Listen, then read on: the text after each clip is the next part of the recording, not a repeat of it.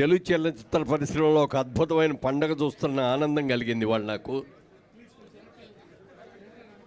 నటీనటులు, నిర్మాతలు, దర్శకులు అందరూ కూడా రావటం, ఈ కార్యక్రమం ఇంత అద్భుతంగా జరగటం అనేది చాలా సంతోషంగా ఉంది.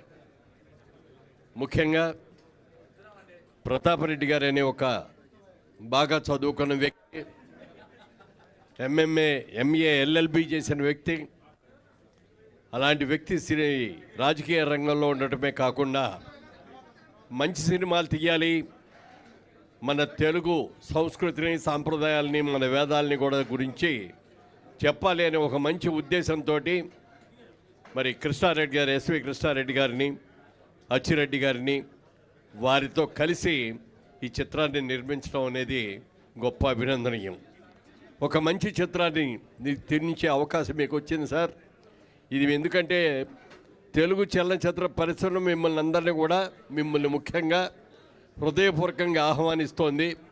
మరి తప్పకుండా రాబోయే రోజుల్లో మీరు ఇంకా మరిన్ని మంచి సినిమాలు తీయాలని, ఉత్తమ నిర్మాతగా కూడా మీరు పేరు పొందాలని మనస్ఫూర్తిగా కోరుకుంటున్నాను. అలాగే మా కృష్ణారెడ్డి గారు, అచ్చిరెడ్డి గారి ఇద్దరిని చూస్తే ఎలాంటి మిత్రులు అని అనిపిస్తుంది.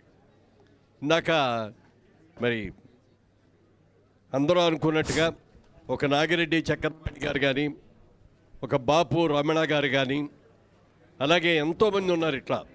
మరి ఈ రోజున కృష్ణారెడ్డి గారు, అచ్చిరెడ్డి గారు కూడా ఒక అలాంటి స్నేహితులే. కృష్ణారెడ్డి గారు మనకు డైరెక్ట్గా తెలవడానికి ముందే ఆయన ఓ సినిమాలో పగడాల పడవ అని ఒక సినిమాలో ఆయన హీరో నటించారు. ఆ సినిమా ఇప్పుడు ఎవరికి తెలియకపోవచ్చాము కానీ అద్భుతమైన సాంగ్స్ ఆ సినిమా, చాలా మంచి పాటలతోటి ఒక మంచి సినిమా.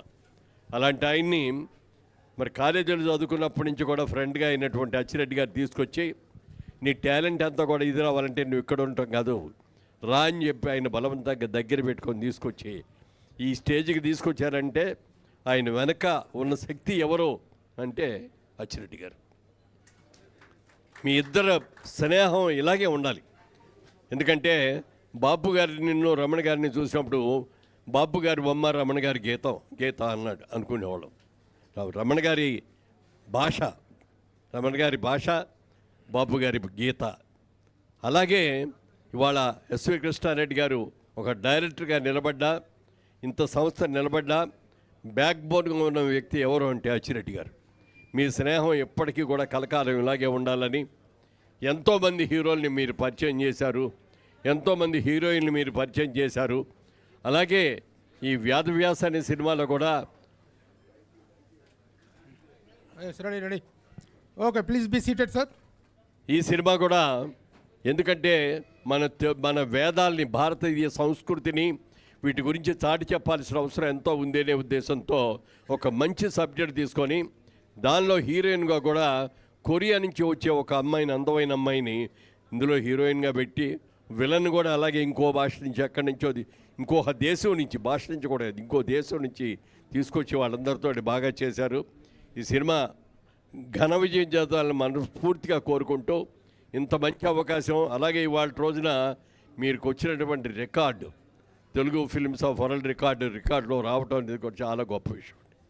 నేను ఇది తేలిగానే ఈ కార్డు చూడగానే అనుకున్నాను, నేనున్న ప్రభు కూడా డిస్కస్ చేసుకున్నాం, ఇంకా ఎవరైనా ఉన్నారా దర్శకుడు, సంగీత దర్శకుడు అంటే ఇన్ని సినిమాలు తీసిన వాళ్ళు ఎవరు లేరండి. ఏ భాషలో లేరు, ఏ దేశంలో లేరు. ఇట్స్ ఏ వరల్డ్ రికార్డ్, అద్భుతమైన వరల్డ్ రికార్డ్. ఎందుకంటే ఆయన తీసిన సినిమాల పాటలన్నీ చూస్తే మనకు అర్థమవుతుంది. జనరల్గా దర్శకుడు, మ్యూజిక్ డైరెక్టర్ ఒక్కలే అయితే పాటలు గ్యారెంటీగా హిట్ అవుతాయి. ఎందుకు హిట్ అవుతాయి అంటే అది సన్నివేశాన్ని చెప్పగలిగింది, ఆ సన్నివేశంలో పాట ఎలాంటి పాట కావాలి, ఏ ట్యూన్తో ఉంటే బాగుంటుంది అనే సంగతి దర్శకుడు తెలిసినట్టుగా ఇంకెవరికి తెలియదు. ఆయనే దర్శకుడు, ఆయనే సంగీత దర్శకుడు కూడా. కాబట్టే ఇన్ని సినిమాలు, 38 సినిమాలు ఒక దర్శకుడు, సంగీత దర్శకుడిగా తీయటంటే ఇట్స్ ఏ రికార్డ్, అద్భుతం. తప్పకుండా సార్ రాబోయే రోజుల్లో, ఇందాక ప్రతాప్ రెడ్డి గారు కూడా దీవించారు మిమ్మల్ని, 100 సంవత్సరాలు ఉండి 100 చిత్రాలు కూడా అద్భుతమైన చిత్రాలు తీసుకొని మీ స్నేహం కలకాలం కూడా ఇలాగే ఉండాలని మనస్ఫూర్తిగా కోరుకుంటూ సెలవు తీసుకోండి. థ్యాంక్ యూ అండి.